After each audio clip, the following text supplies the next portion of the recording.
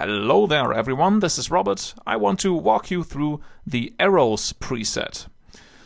So the options you have, first thing is the size multiplier. Depending on your scene scale, you might find this option useful.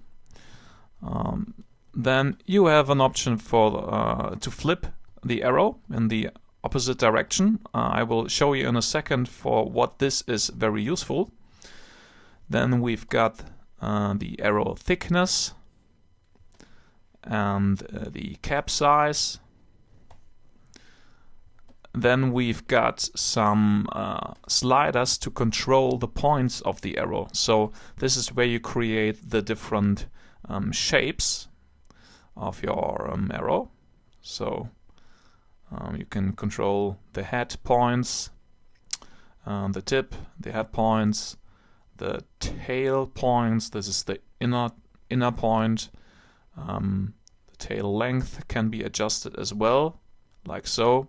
And we have also the tail outer height options, like so.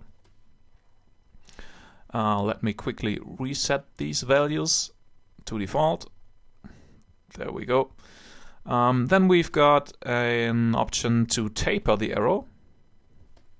And then at the bottom we've got the 3 slots to drag your materials in. We have 3 slots because we can define different materials for the caps, the roundings and the side of the arrows. So let me quickly create 3 materials.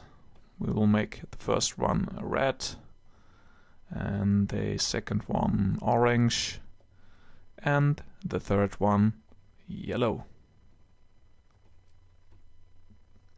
Okay, let's go into the options again, into the controls, and then let's start dragging our materials. So this is the cap material, the rounding and the side. As easy as that. Well, what if you just want to have one single material for the whole arrow? Well, you don't have to drag the same material into these 3 slots. Let me reset to default. What you can do instead is just drag one of your materials onto the arrow presets null object, like that, and then just enable this switch here. Don't use material fields. So by that you can assign just one single material to the whole arrow instead of using these 3 slots here. So the last thing I would like to show you is what good this flip direction switch is for. So let's reset to default. And then I will create a MoGraph cloner object, put our preset in there, and for example set the cloner to grid. And then let's scale the arrow down. There we go. And now let's create a target object, like this sphere for example. And to the cloner we will add the target effector. And into the target object field we can now drag the sphere, and you see that the arrows always point towards the sphere, which is nice. So you can now use this flip direction switch to let the arrows point away from the object.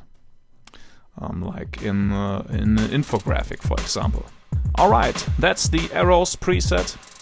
Thanks for watching and bye.